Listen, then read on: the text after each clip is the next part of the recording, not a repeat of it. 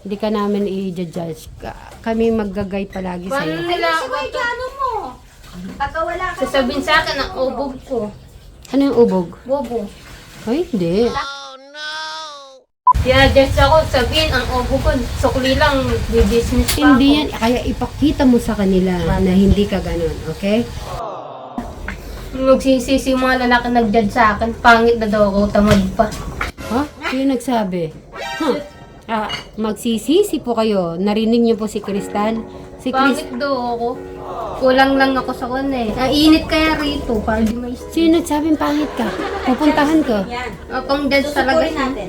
Yan mo sila, nakalimutan ko na sila. Ang ganda-ganda ni Crystal. Tingnan niyo naman po.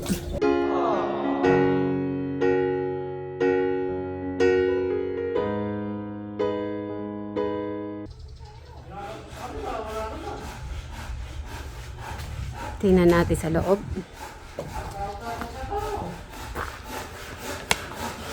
Yun, no? Tapos na ang tiles. Ang luwang-luwang niya, no? Nung nabuo na yung tiles, di ba? Mapapanood niyo po to sa kay Jano po. Jan Suba.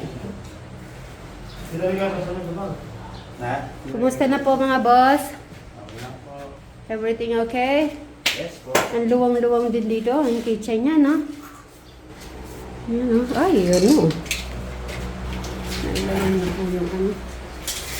Yung tiles.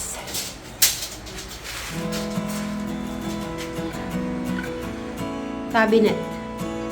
Mga cabinet yan. So, syempre, kukuha tayo ng spot po dito na magandang ano po, na magandang view. Ayan, ang ganda.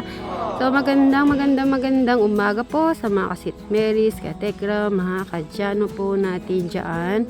Especially sa mga OFW at masisilayan nyo ang namin po dito. At sa mga Manila po, sa mga, syempre, maraming pollution, madaming sasakyan sa Manila. Kaya, pag ano ay, pag napapanood din po nila to ay namimiss din po daw ang probinsya tsaka yung simoy ng hangin. Ay, ganda. Maganda umaga po sa inyo lahat.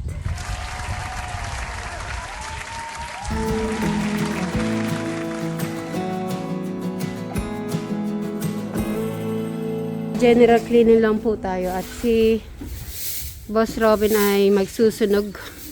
Yung mga pinutulan ng mga dahon-dahon lang naman po yan.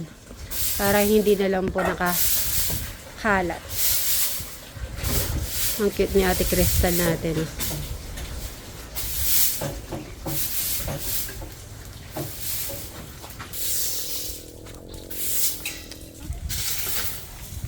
Ayun na po. Ang ganda ng panahon. At hindi masyadong mainit. Kanina napakainit, ngayon ay biglang naglimlim. Sana ganito lang. Para masarap po maglinis. Yan na. Gusto ko yung ano mo outfit mo talaga. Ang ganda-ganda. Harap ko na sa akin.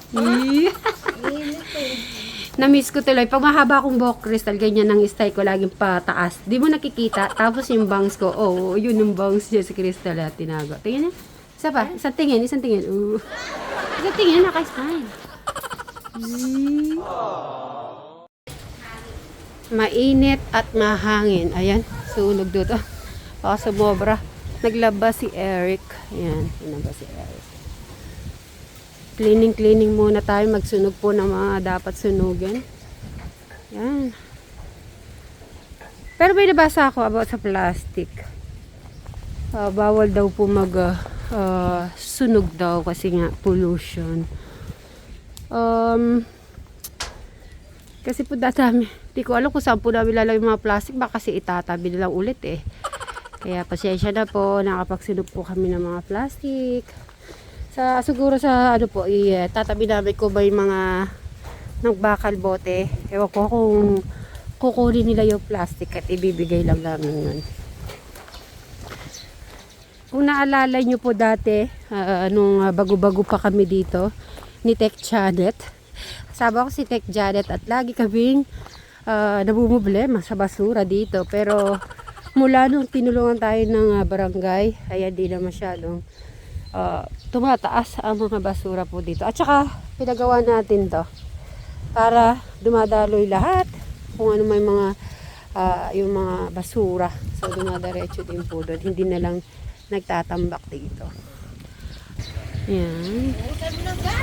Hi! Hi! Mag-gas ka daw! Ayun na yung gas. Buksan na lang yung gas. Ayan, ganito po ang sa harap naman po. Ayan. Tingnan nyo naman. Sige po guys, mamaya na lang po ulit. Hintayin ko po si Eric na lumabas para makakain po ng tanghali. At may dala tayo ng mangga sa kanya. Si Brian po ay wala. Nagpagawa po siya ng motor. Sabi ko, habang wala si Brian, yung maliliit po ng magneto, bakit wala pong magbabakal? At hindi niya na po mahalata itong maliliit. Kasama po nga. Ay, hindi niya kaya hanapin yun. Nakapit siya. Hanapin niya yun. Ayan, medyo okay na. Luminis na. Ito lang po kasi nakakapagkalat po talaga yung maliliit na to. Kasi yung mga buo-buo niya pa na yero, gagamitin niya po yon para doon sa kabila at yun ang ilalagay niya at pipinturahan niya na lang daw po. Okay, pipinturahan niya na lang daw siya. Yan yung mga ile-elera na to. Papakita ko. Kasi madami po nagsasabi na ibebenta niya pero kahit sinasabi pong ibenta, wag daw, sayang. Ganon din naman daw po yung gagastusin. Kaya tapos pipinturahan niya na lang daw po yan. Siguro yung pinaka talagang pangit na hindi niyo na ilalagay yung sobrang kalawang. Yung mga okay yun ang gagamitin niyo daw. Yun. Bababad muna ako ng paa. Ang galing naman ng ano. Anong tawag dyan, Crystal? Yung puts pa. Ang ganda po ng puts pa ni Crystal. Pakita mo. Tawag ko din yung Ano? boots pa. Oo nga kasi boots at saka spa. Ang talino mo naman, Crystal. Paano mo yun naisip? Paki-explain. Alam, Ikaw lang ang nakaisip niyan. Henyo ka talaga. hindi. Itaas mo yung isang paa. O, di ba? Taas may tubig. Dinagyan mo ng sabon. Hindi. Pwede na to. Pero- Mainit naman. Pure water lang. Okay. May idea na ako ngayon. Bakit? Aba, pwede naman pala yung gawin na puts pa. Ibababad yun. Ha? Madal siya rin. Di ba, di ba okay? Botch pa kasi nilagyan na yung botch, nilagyan niya na ng sabon at saka water. Oh, di ba? Pwede na. Ang galing-galing niya, di ba? Siya lang pwede. nakaisip Walang sabon niyan. eh. Oo, siya nga nakaisip. Siya nakaisip. Ay. Wala. Diba, antes na nasa timba, nasa botch. Oo. Matalino. Akala nyo si Crystal. Hindi nyo pa yan nakikilala. Kaya, tama naman yung sinabi niya, botch pa kasi binabad niya sa botch yung kanyang paa. Sabi ko makikipagkwentuhan muna ako kay Crystal. Tapos biglang yun. Mainit eh. Crystal, anong bali-balita? Magkwento ka naman. Ano balita? Kahit anong balita about sa mga nangyayari sa paligid. Ano ba? Wag agad sasama sa hindi kilala. Wag magsusuota na hindi kilala. Wag sasama ka agad. Oo. Kahit may itsura pa, kahit sikat pa yan, wag sasama basta-basta. Tama. Buti naisip mo yan. Meron na ba sumama na ganon? Ala, ayoko. O yan. Dahil nakababad na, nagkikis-kis na si Crystal. Buti may pang-kiss-kiss ka pala. Bigay ng sponsor. Sabi mo, thank you po. Kamo. Thank you. Thank you po ulit. Meron pala siyang ganyan. Oo nga, meron nga siya. Very good naman pala. Nakakatuwa naman, oh. Nilagyan mo siyang sabon. Wala nga sabon. Kahit Banlaw sabon. muna ako, mainit. Banlawin mo muna yan, tsaka mo lagyan Hindi, ng sabon okay lang. na- Babad mo pa. Sige, kukuskusin mo pa. Sige. I-check natin. May dala akong lotion. May dala akong lotion dyan. Galing. Nakakatawa nga na tingnan. Ikaw ba, madam, na ano mo yan, madam? Ay, Naisip mo Hindi ko naisip yung yun na po ang ano ni Crystal. Ang ganda. Paa. Diba? Siya mismo, alam niya. Buti naisip mong magkiss-kiss ng paa, Crystal. Nangangati ba? Hindi. Nagustuhan mo lang. Init. Para gumanda yung ano, paalit niya. Ay, ano pala, Crystal? Kasi may mga nababasa pala ako. Yung mga, kung anong pangarap mo sa buhay. Halimbawa, syempre, nagdalaga ka. Syempre, kung tatanda ka pa, ano daw yung gusto mong gawin ba sa buhay mo? Na? Anong gusto mong gawin sa buhay mo? Ben, magkuko na lang ang mag-ana. Nang? Alaga. Ganun. Kasi syempre, ang iniisip lang naman nila, di ba di ka na nagpatuloy ng pag-aaral mo? Ngayon, niisip nila syempre, yung future mo, syempre, di naman daw habang buhay, kung yung mga kapatid mo, alalayin ka, paano kung tumanda ka, sino mag-aalaga sa'yo, kung darating yung araw, di natin alam kung makakapag-asawa ka o hindi. Gusto kasi business. Business. Mag-start muna ako sa maliit. Kasi pag simulan ko sa malaki, hindi ko kaya. Start muna ako sa maliit. O sige, yung maliit na yan, anong gusto mong business? Pwede kitang tulungan. Pwede sa farm ng pagkain, gano'n, prutas. Ano namang prutas? Hindi ko alam, depende din eh. Gusto mo ba sari-sari store?